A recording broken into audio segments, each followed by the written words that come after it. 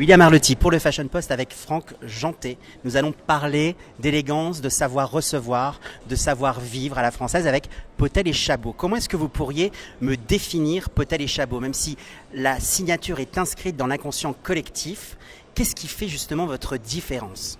Alors en fait les valeurs de la maison sont l'élégance, l'engagement de nos équipes et la passion pour ce métier, l'art de recevoir, l'art de faire plaisir aux gens.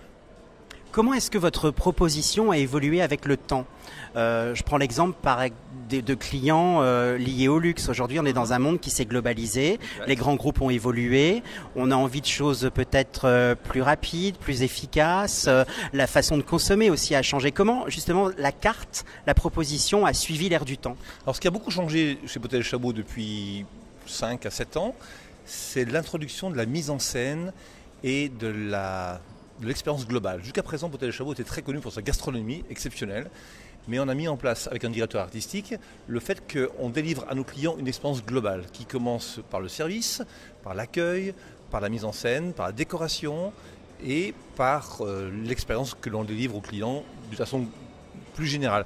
Quand vous êtes dans un grand restaurant, certes la gastronomie est très bonne, mais vous demandez autre chose que la gastronomie. Et bien chez Potel et Chabot, c'est pareil, on vous offre cela de façon globale et de partout désormais, puisque Potel et Chabot est désormais implanté en Asie, implanté au Brésil, on rentre de Rio, où on a fait le dîner d'ouverture des Jeux Olympiques de Rio, on est implanté à Londres, à Genève, à PACA, en Bordeaux. Donc on est maintenant une entreprise globale qui veut délivrer l'art de recevoir à la française partout dans le monde pour nos grands clients. Il y a cette signature à la française. Potel et Chabot sont connectés à des lieux de prestige. Un hôtel particulier Place Vendôme, le pavillon Gabriel, on pense souvent à Michel Drucker et à son émission, mais c'est vous qui en êtes les propriétaires.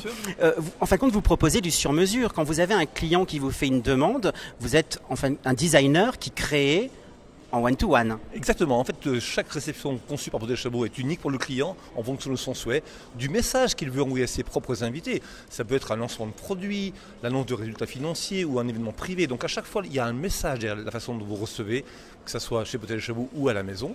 Et Potel va concevoir avec vous. Et c'est là où justement cette maison s'est transformée.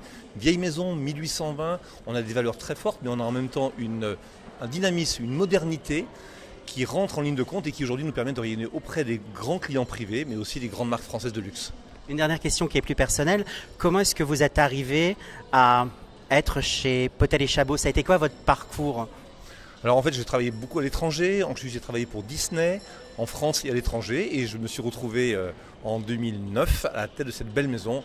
Et tous les jours, c'est un vrai bonheur de réinventer l'art de recevoir à la française. Oui, on gardera cette vibration d'entertainment, comme disent les Américains, parce que c'est une vraie expérience polysensuelle quand on passe dans le sas Potel et Chabot. C'était William Arlotti pour le Fashion Post. J'étais ravi de vous rencontrer et je vous dis à bientôt pour de prochaines aventures. Avec plaisir. Merci beaucoup encore.